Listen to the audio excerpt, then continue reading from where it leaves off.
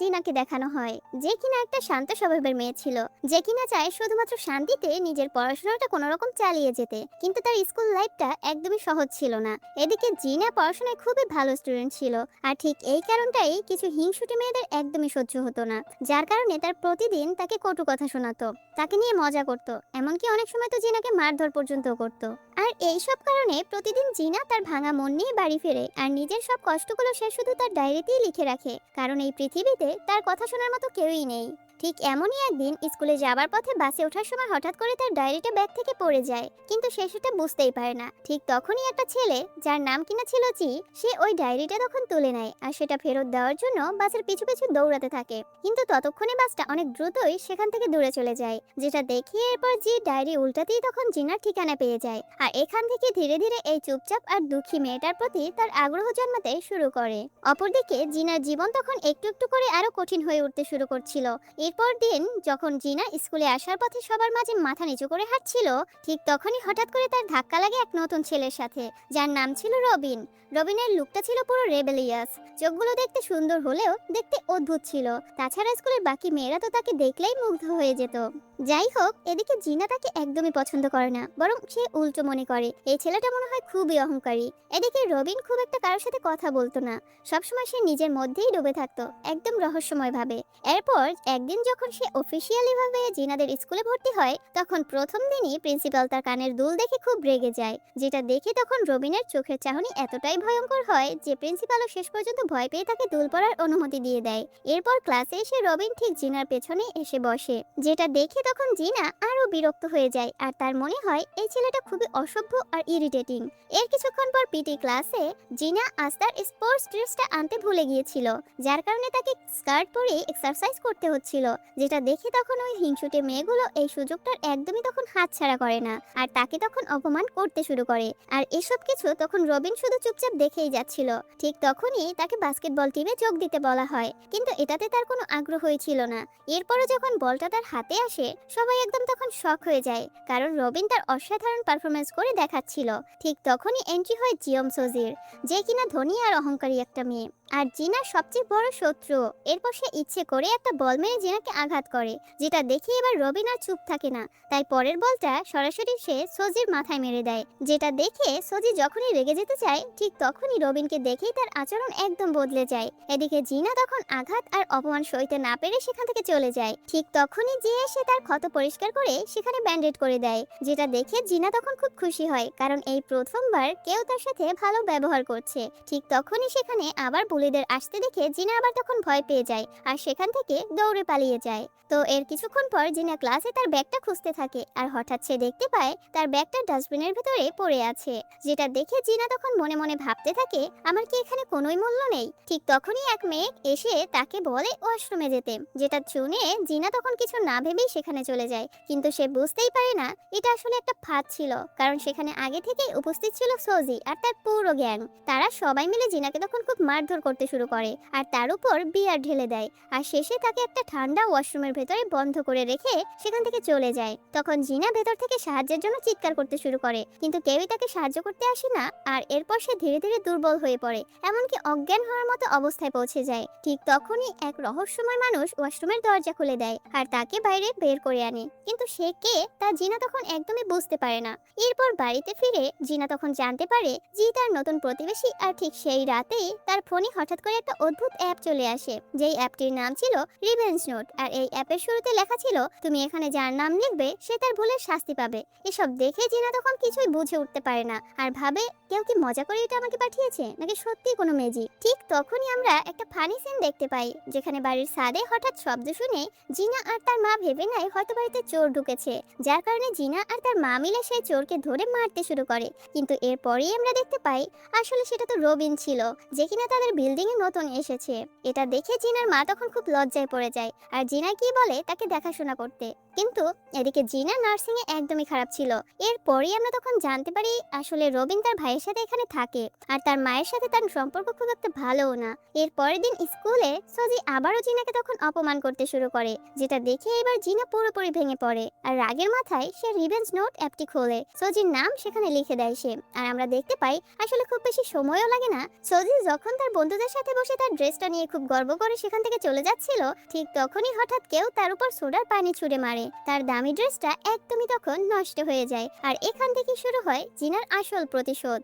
তো এর কিছুক্ষণ পর সোজি যখন গাড়িতে বসে জিনার বিরুদ্ধে তার পরের প্ল্যান নিয়ে ভাবছিল, ঠিক তখনই হঠাৎ ড্রাইভার ব্রেক করে, যার কারণে সোজি জোরে সামনের সিটে গিয়ে ধাক্কা খায়। তার নাক থেকে এমন ভাবে রক্ত বের হতে শুরু করে যেন কেউ কল খুলে দিয়েছে।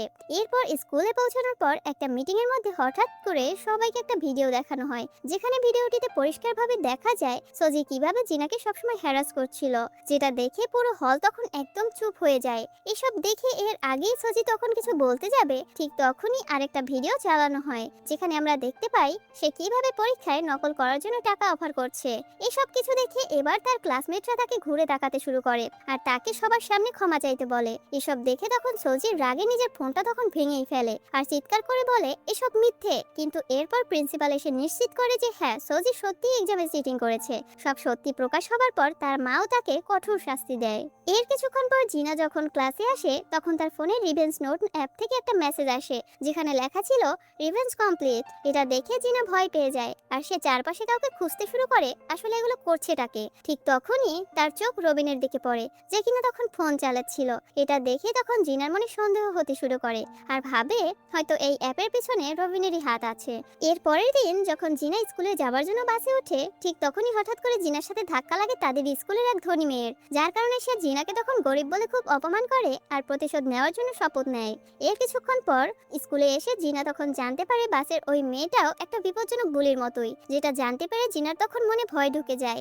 স্কুল ছুটি হলে জি এসে তাকে নিরাপদে বাড়ি পৌঁছে দেয়। এত রাতে বাড়িতে ফেরার কারণে তখন জিনার মা তাকে শাস্তি হিসেবে পুরো বিল্ডিংটাকে পরিষ্কার করতে বলে। ঠিক তখনই সেখানে জি একজন পারফেক্ট জেন্টলম্যানের মতো তাকে সাহায্য করতে চলে আসে। তো দূর থেকে রবিন এসব কিছু তখন দেখছিল। এসব কিছু দেখে বাইরে থেকে তাকে ঠান্ডা মনে হলেও ভেতরে ভেতরে সে খুবই জেলাস ফিল করছিল।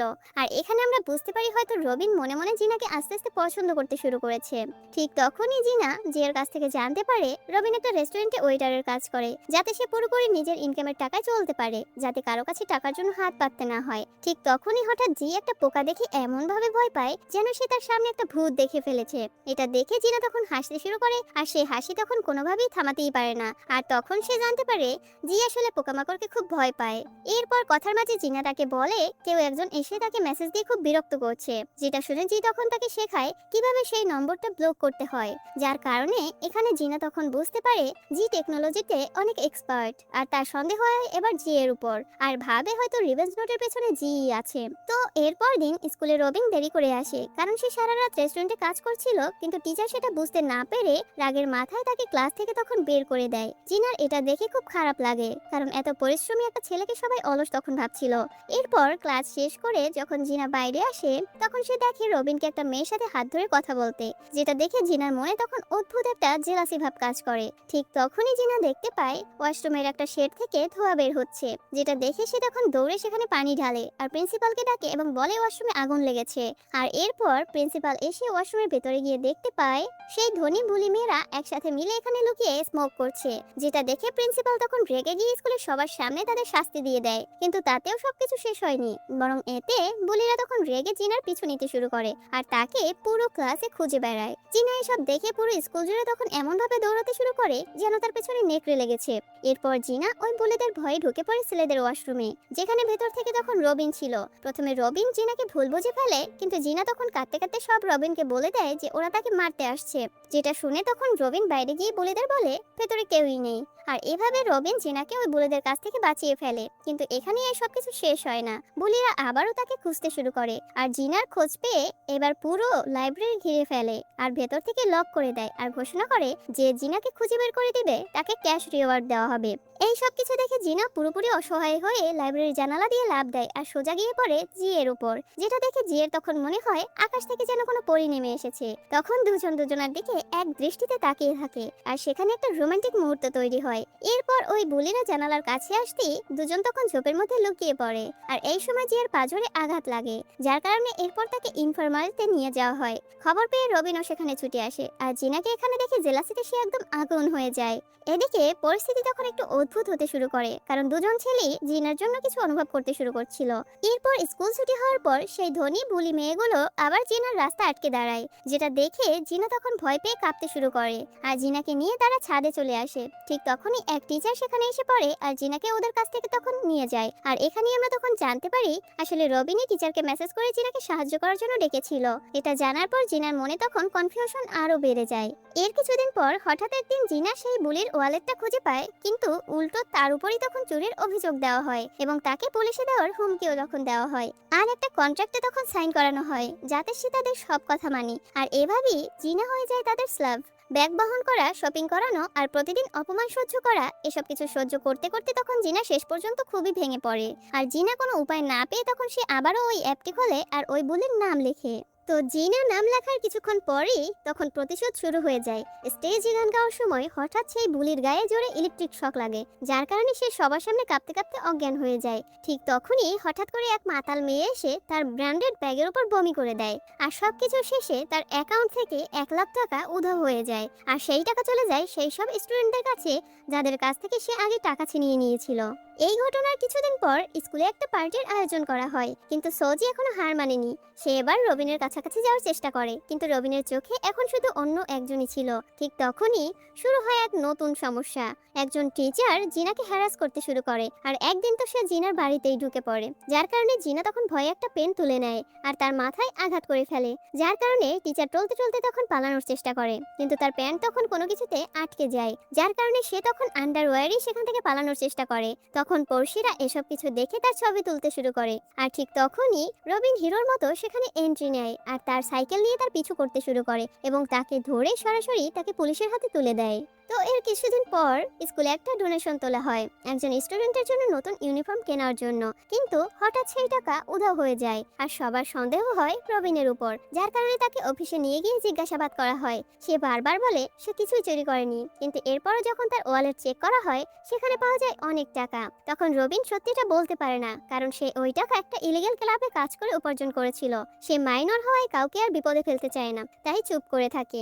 এর ফলস্বরূপ পুরো স্কুল তাকে চোর মনে করতে শুরু করে, এমনকি তাকে বাস্কেটবল টিম থেকেও বের করে দেওয়া হয়, যার কারণে সে মাথা নিচু করে হাঁটে, কারণ এমন একটা অপরাধের বোঝা তার উপর পড়েছে যেটা সে আসলেই করেনি। এরপর জিনা রবিনের কাছে এসে বলে তুমি সব সত্যি বলে দাও যে তুমি এসব করনি, কিন্তু রবিন এতে রাজি হয় না, যেটা শুনে রাগের মাথায় জিনা তাকে কিছু কথা শুনিয়ে দেয়, যেটা শুনে কষ্ট পেয়ে রবিন সেখান থেকে তখন চলে যায়।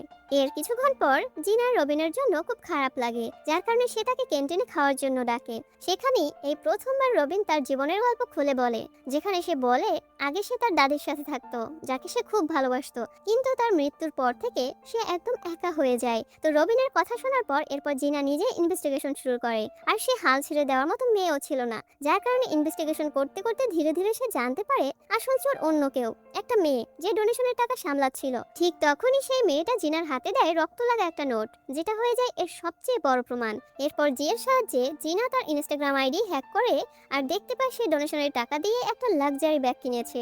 সবকিছু নিশ্চিত হতেই জিনা তখন আবার রিভেঞ্জ নোট অ্যাপটি চালু করে আর সেখানে সেই মেয়েটির নাম লিখে দেয়। আর কিছুক্ষণ পরই স্কুলে পুলিশ এসে পৌঁছে যায়, যেটা দেখে মেয়েটা তখন পালানোর চেষ্টা করে, কিন্তু রবিন তাকে খুঁজে বের করে।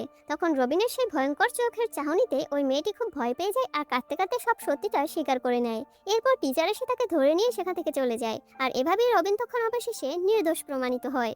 এরপর রাতে রবিন ছাদে গিয়ে জিনার কাছে চলে আসে আর তাকে বিশ্বাস করার জন্য তাকে ধন্যবাদ জানায়, আর একটু লজ্জা নিয়ে তাকে একটা ক্যান্ডি দেয়। ঠিক সেই মুহূর্তেই রবিন বুঝতে পারে আসলে সে সত্যিই জেনাকে ভালোবেসে ফেলেছে। এরপর ক্লাসের সবাই মিলে একটা অ্যামিউজমেন্ট পার্কে এক্সকারশনে যায়। সেখানে রবিন আর যে দুজনেই মিলে জিনার অ্যাটেনশন পাওয়ার চেষ্টা করে, যেটা দেখে তখন জিনা খুশি হয়ে যায়। কিন্তু এরপরই হঠাৎ তাকে জোর করে রোলার কোস্টারে বসানো হয়, যেটাতে সে খুব ভয় পেতে শুরু করে, যেটা দেখে তখন রবিন তার হাত ধরে, আর এই কারণে তার ভয় ধীরে ধীরে তখন কমে যায় আর তার মন আরো একটু রবিনের দিকে তখন ঝুঁকে পড়ে। এর কিছুক্ষণ পর জিনা যখন একা পার্কে হাঁটছিল তখন কিছু খারাপ ছেলে এসে জিনাকে বিরক্ত করতে শুরু করে। ঠিক তখনই জি এসে তাকে বাঁচিয়ে নেয় আর তার সাথে এমন ভাবে ঘোরে যেন তারা একটা কাপল, যেটা দেখে পার্কের হোস্ট তখন তাদের লাভার্স ভেবে ফেলে আর ওদেরকে স্টেজে ডেকে নেয় আর একটা চকলেট বার শেয়ার করতে বলে। আর এটা করতে গিয়ে দুজনের ঠোঁট প্রায় যখন ছুঁয়ে যেতে যাচ্ছিল ঠিক তখনই রবিন সবকিছু দেখে ফেলে আর তার জেলাস হতে শুরু করে, তাই সে রাগে সেখান থেকে তখন চলে যায়। এরপর জিনার যখন ব্যাগটা পড়ে যায় ঠিক তখনই রবিন সেখানে চলে আসে আর তার ব্যাগটা তখন তুলে নেয়। ঠিক তখনই পাশ থেকে যখন ঝর্ণার পানি জিনার গায়ে পড়তে যাবে ঠিক তখনই রবিন নিজের সামনে দাঁড়িয়ে জিনাকে ভিজে যাওয়া থেকে বাঁচিয়ে নেয়। আর এটা দেখে তখন জিনা রবিনের উপর আরো বেশি ফিদা হয়ে যায়, কিন্তু সেই শান্তি বেশিক্ষণ টেকে না, কারণ অপরদিকে জিনার ছোট বোন ওসানা সেও রবিনকে পছন্দ করতে শুরু করে, যার কারণে সে জেলাসিতে জিনার সাথে নিজের একটা ছবি ইন্টারনেটে আপলোড করে আর ক্যাপশন দেয় কে বেশি সুন্দর। কমেন্টে সবাই জিনা কি বেশি সুন্দর বলে, যেটা দেখে ওসানা তখন খুব ভেঙে পড়ে, তাই সে প্লাস্টিক সার্জারি করার সিদ্ধান্ত নেয়। কিন্তু যে ডাক্তারকে সে বেছে নেয় সে আসলে একটা প্রতারক ডাক্তার ছিল, যে শুধু টাকা নেওয়ার ফন্দি করছিল। ঠিক সময়েই জিনা সবকিছু বুঝে ফেলে আর জিয়ের সাহায্যে তার বোনকে গিয়ে বাঁচিয়ে নেয়। আর তখন জি ওসানাকে বোঝায় আর বলে সে যেমন আছে তেমনই অনেক সুন্দর আছে। এসব দেখে রাগের মাথায় জিনা আবার রিভেঞ্জ নোট অ্যাপটা খুলে ফেলে আর সেই ভুয়া ডাক্তারের নামটা ওখানে লিখে দেয়। এর কিছুক্ষণ পর যখন সেই মহিলা সেলুনে যায় চুলের যত্ন করতে, কিন্তু তার চুল এমন এক মেডিসিনের প্রভাব পড়ে যার কারণে সে প্রায় টাক হয়ে যায়। এর পরদিন স্কুলে এসে জিনা ক্যান্টিনে অভিযোগ করে যে সে সবসময় লাঞ্চে কম খাবার পায়। ঠিক তখনই রবিন সবার সামনে নিজের ওয়াটারমেলনটা তাকে দিয়ে দেয়, যেটা দেখে সবাই তখন অবাক হয়ে তাদের দিকে তাকিয়ে থাকে আর ভাবে হয়তো ওদের মধ্যে কিছু একটা তো চলছে। এভাবেই রবিন আর জিনার কাপল হওয়ার গুজব তখন পুরো স্কুলে ছড়িয়ে পড়ে, যেটা দেখে তখন তারা দুজন মুখে অস্বীকার করলেও যেন তাদের মন অন্য কিছুই বলছিল। এরপর হঠাৎ একদিন জিনা অজুহাত দিয়ে রবিনের বাড়িতে চলে যায়। সেখানে তাকে সে ক্যাজুয়াল কাপড়ে দেখে ফেলে আর সে হাসতে শুরু করে আর চুপি চুপি তার একটা ছবিও তুলে নেয়। এর কিছুদিন পর হঠাৎ একদিন জিনা তিনটা মেয়েকে রাস্তায় ময়লা ফেলতে দেখে ফেলে, যেটা দেখে সে তাদের সেই ময়লাগুলো তুলতে বলে, কিন্তু তারা উল্টো তাকে নিয়েই মজা শুরু করে, এমনকি তাকে মারতে যাওয়ার চেষ্টা করে। ঠিক তখনই অ্যাড্রোজেনাস আর শক্তিশালী একটা মেয়ে এসে তাদের মারধর করে সেখান থেকে তাড়িয়ে দেয়। আর এভাবে এই নতুন মেয়েটা তখন জিনার বন্ধু হয়ে যায়। কিন্তু এই বন্ধুত্ব স্কুলের সবাই তখন ভালোভাবে নেয় না, বিশেষ করে একটা মেয়ে যে চায় যেভাবেই হোক তাদের আলাদা করতে, তাই সে ইচ্ছে করে জিনার জন্য একটা ব্লাইন্ড ডেট সেট করে, যেটা খুব বাজে ছেলের সাথে ছিল। এই কথা শুনে রবিন জেলাসিতে তখন বলে আর যাই হোক তোমার সাথে কোনো ছেলে ডেটে যাবে না। এই কথা জিনার মনে গভীরভাবে তখন আঘাত করে, তাই নিজেকে প্রমাণ করার জন্য সে সেই ডেট অ্যাকসেপ্ট করে নেয়। তো এর পরের দিন ডেটে যাওয়ার জন্য জিনা ভালোভাবে রেডি হয়, সুন্দর করে মেকআপ করে, সুন্দর করে সাজে। এরপর রাস্তায় বের হতেই রবিন তাকে তখন দেখি বলে তোমাকে খুবই অদ্ভুত লাগছে। এই কথা রবিন মুখে বললেও তার চোখ তখন অন্য কথাই বলছিল, যেটা শুনে তখন জিনা তাকে নিজের কাজে মন দিতে বলে আর সেখান থেকে চলে যায়। তো এর কিছুক্ষণ পর রবিন জানতে পারে এই ডেট আসলে একটা ফাঁদ আর সেই ছেলেটা একদমই ভালো না বরং একটা গুন্ডা, যেটা শুনে রবিন তখন আর দেরি না করে সরাসরি সেখানে পৌঁছে যায় আর জিনার পথ আটকে দাঁড়ায় আর বলে তুমি একদম তারার মতো সুন্দর। আর এটাই ছিল প্রথমবার যে রবিন সামনে থেকে তার প্রশংসা করছে।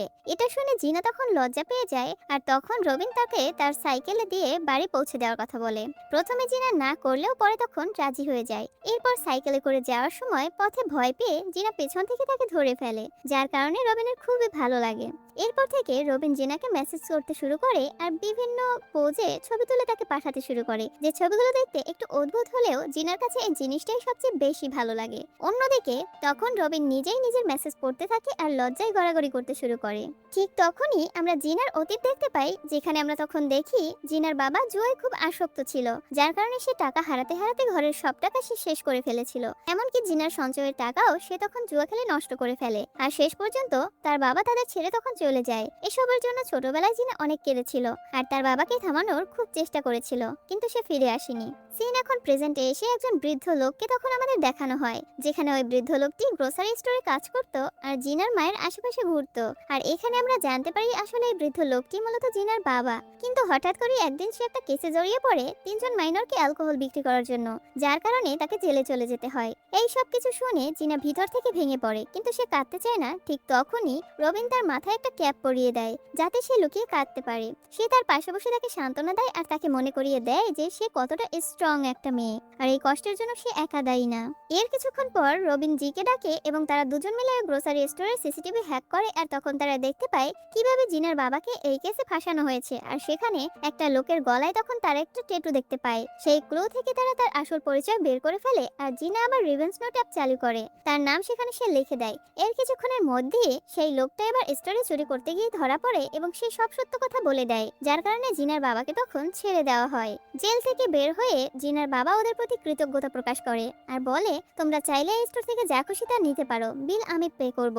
ঠিক তখনই রবিন কিছুটা মজা আর কিছুটা সিরিয়াস ভাবে বলে, আসলে আঙ্কেল আমি জিনার হৃদয়টা চাই। যেটা শুনে জিনা তো লজ্জায় পুরো লাল হয়ে যায়।